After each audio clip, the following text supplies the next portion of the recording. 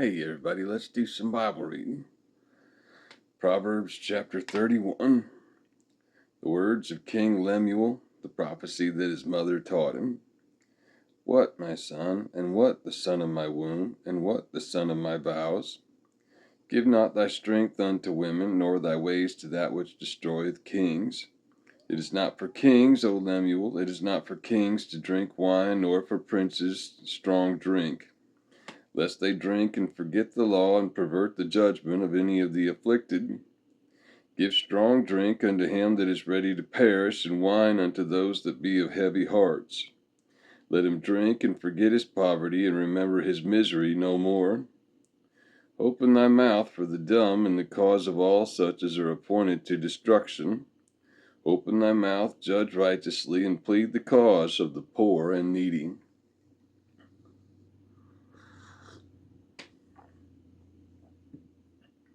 Who can find a virtuous woman? For her price is far above rubies. The heart of her husband doth safely trust in her, so that he shall have no need of spoil. She will do him good and not evil all the days of her life. She seeketh wool and flax, and worketh willingly with her hands. She is like the merchant ships, she bringeth her food from afar. She riseth also while it is yet night, and giveth meat to her household, and a portion to her maidens. She considereth the field, and buyeth it. With the fruit of her hands she planteth a vineyard. She girdeth her loins with strength, and strengtheneth her arms. She perceiveth that her merchandise is good. Her candle goeth not out by night. She layeth her hands to the spindle, and her hands hold the distaff. She stretcheth out her hand to the poor, yea, she reacheth forth her hands to the needy. She is not afraid of the snow for her household, for all her household are clothed with scarlet. She maketh herself coverings of tapestry, her clothing is silk and purple. Her husband is known in the gates when he sitteth among the elders of the land. She maketh fine linen, and selleth it, and delivereth girdles unto the merchant. Strength and honor are her clothing, and she shall rejoice in time to come. She openeth her mouth with wisdom, and in her tongue is the law of kindness. She looketh well to the ways of her household, and eateth not the bread of idleness. Her children arise up and call her blessed, her husband also, and he praiseth her. Many daughters have done virtuously, but thou excellest them all. Favor is deceitful, and beauty is vain, but a woman that feareth the Lord, she shall be praised. Give her of the fruit of her hands, and let her own works praise her in the gates.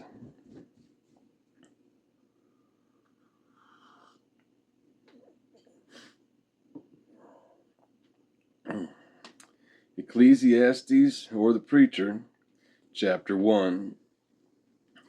The words of the preacher, the son of David, king in Jerusalem. Vanity of vanities, saith the preacher, vanity of vanities, all is vanity. What profit hath a man of all his labor which he taketh under the sun? One generation passeth away, and another generation cometh, but the earth abideth forever. The sun also ariseth, and the sun goeth down, and hasteth to his place where he arose. The wind goeth toward the south, and turneth about unto the north. It whirleth about continually, and the wind returneth again according to his circuits. All the rivers run into the sea, yet the sea is not full. Unto the place from whence the rivers come, thither they return again. All things are full of labor, man cannot utter it. The eye is not satisfied with seeing, nor the ear filled with hearing. The thing that hath been, it is that which shall be, and that which is done is that which shall be done. And there is no new thing under the sun. Is there anything whereof it may be said, see, this is new? It hath been already of old time which was before us. There is no remembrance of former things, neither shall there be any remembrance of things that are to come with those that shall come after.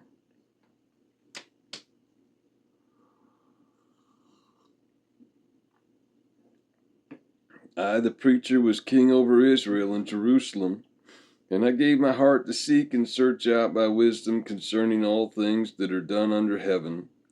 This sore travail hath God given to the sons of man to be exercised therewith. I have seen all the works that are done under the sun, and behold, all is vanity and vexation of spirit. That which is crooked cannot be made straight, and that which is wanting cannot be numbered. I communed with mine own heart, saying, Lo, I am come to great estate, and have gotten more wisdom than all they that have been before me in Jerusalem. Yea, my heart had great experience of wisdom and knowledge, and I gave my heart to know wisdom, and to know madness and folly. I perceive that this also is vexation of spirit.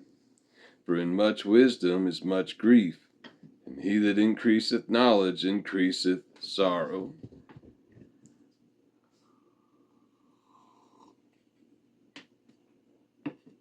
Chapter 2.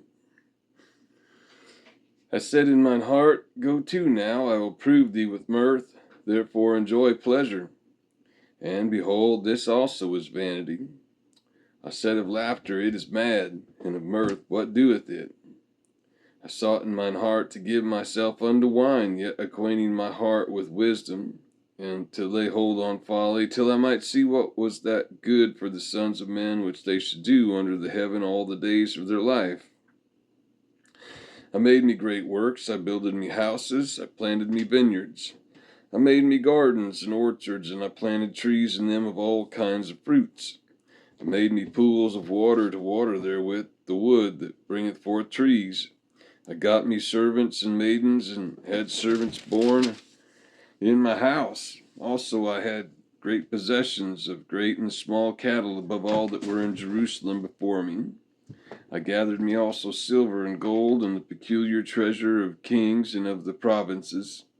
I gat me men singers and women singers, and the delights of the sons of men as musical instruments, and that of all sorts. So I was great, and increased more than all that were before me in Jerusalem. Also my wisdom remained with me. And whatsoever mine eyes desired, I kept not from them. I withheld not my heart from any joy, for my heart rejoiced in all my labor. And this was my portion of all my labor. Then I looked on all the works that my hands had wrought, and on the labor that I had labored to do. And behold, all was vanity and vexation of spirit, and there was no profit under the sun.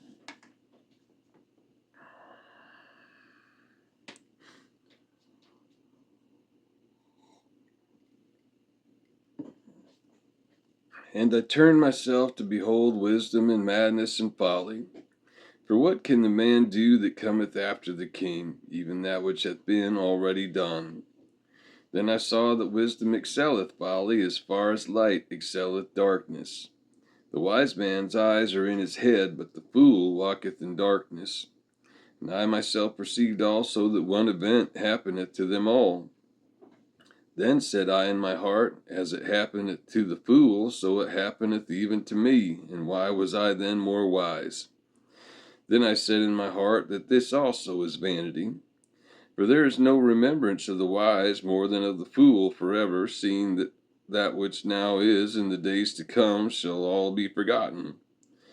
And how dieth the wise man? As the fool. Therefore I hated life, because the work that is wrought under the sun is grievous unto me, for all is vanity and vexation of spirit.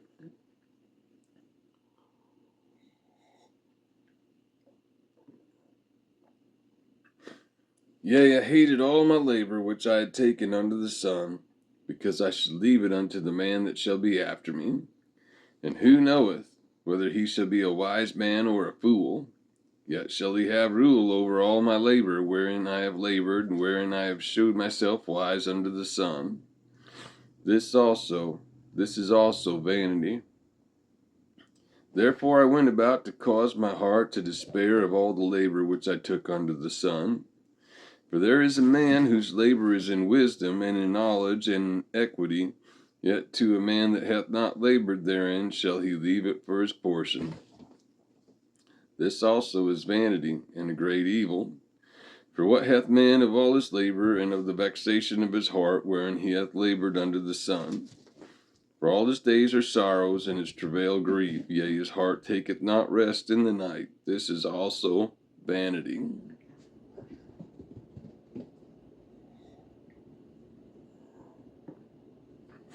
There is nothing better for a man than that he should eat and drink, and that he should make his soul enjoy good in his labor.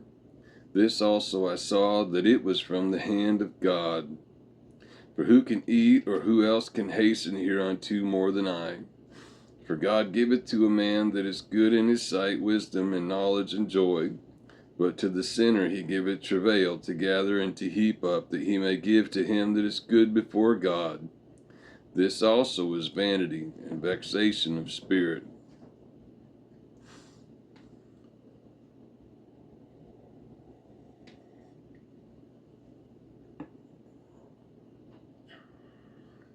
Chapter 3.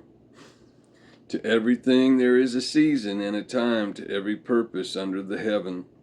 A time to be born and a time to die, a time to plant and a time to pluck up that which is planted, a time to kill and a time to heal, a time to break down and a time to build up, a time to weep and a time to laugh, a time to mourn and a time to dance, a time to cast away stones and a time to gather stones together, a time to embrace and a time to refrain from embracing, a time to get and a time to lose, a time to keep and a time to cast away, a time to rend and a time to sow, a time to keep silence and a time to speak, a time to love and a time to hate, a time of war and a time of peace. What profit hath he that worketh in that wherein he laboureth? I have seen the travail which God hath given to the sons of men to be exercised in it. He hath made everything beautiful in his time. Also he hath set the world in their heart, so that no man can find out the work that God maketh from the beginning to the end. I know that there is no good in them, but for a man to rejoice and to do good in his life. And also that every man should eat and drink and enjoy the good of all his labor. It is the gift of God. I know that whatsoever God doeth, it shall be forever. Nothing can be put to it, nor anything taken from it. And God doeth it, that men should fear before him. That which hath been is now, and that which is to be hath already been, and God requireth that which is past. And moreover I saw under the sun the place of judgment, that wickedness was there, and the place of righteousness, that iniquity was there. I said in mine heart, God shall judge the righteous and the wicked, for there is a time there for every purpose and for every work. I said in mine heart concerning the estate of the sons of men, that God might manifest them, and that they might see that they themselves are beasts. For that which befalleth the sons of men befalleth beasts, even one thing befalleth them. As the one dieth, so dieth the other. Yea, they have all one breath, so that a man hath no preeminence above a beast. For all is vanity. All go unto one place, all are of the dust, and all turn to dust again. Who knoweth the spirit of man that goeth upward, and the spirit of the beast that goeth downward to the earth? Wherefore I perceive that there is nothing better than that a man should rejoice in his own works, for that is his portion. For who shall bring him to see what shall be after him?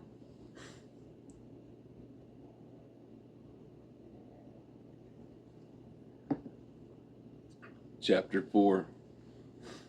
So I returned and considered all the oppressions that are done under the sun.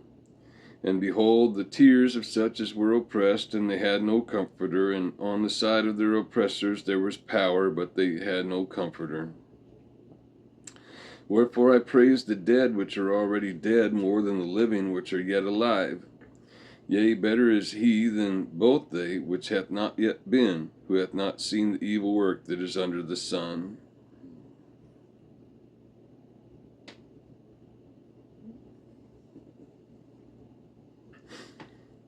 Again I considered all travail and every right work, that for this a man is envied of his neighbor.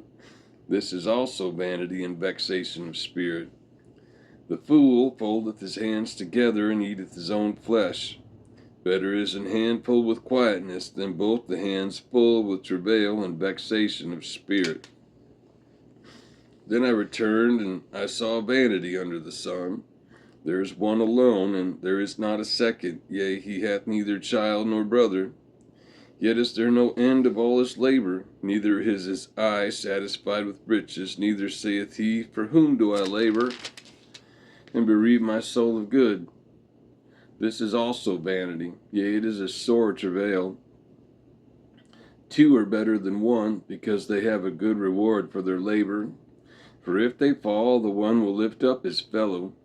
But woe to him that is alone when he falleth, for he hath not another to help him up. Again, if two lie together, then they have heat. But how can one be warm alone? And if one prevail against him, two shall withstand him, and a threefold cord is not quickly broken. Better is a poor and a wise child than an old and foolish king who will no more be admonished. For out of prison he cometh to reign, whereas also he that is born in his kingdom becometh poor. I considered all the living which walk under the sun, with the second child that shall stand up in his stead. There is no end of all the people, even of all that have been before them. They also that come after shall not rejoice in him. Surely this also is vanity and vexation of spirit. And that's all for today, folks. We'll see you again next time.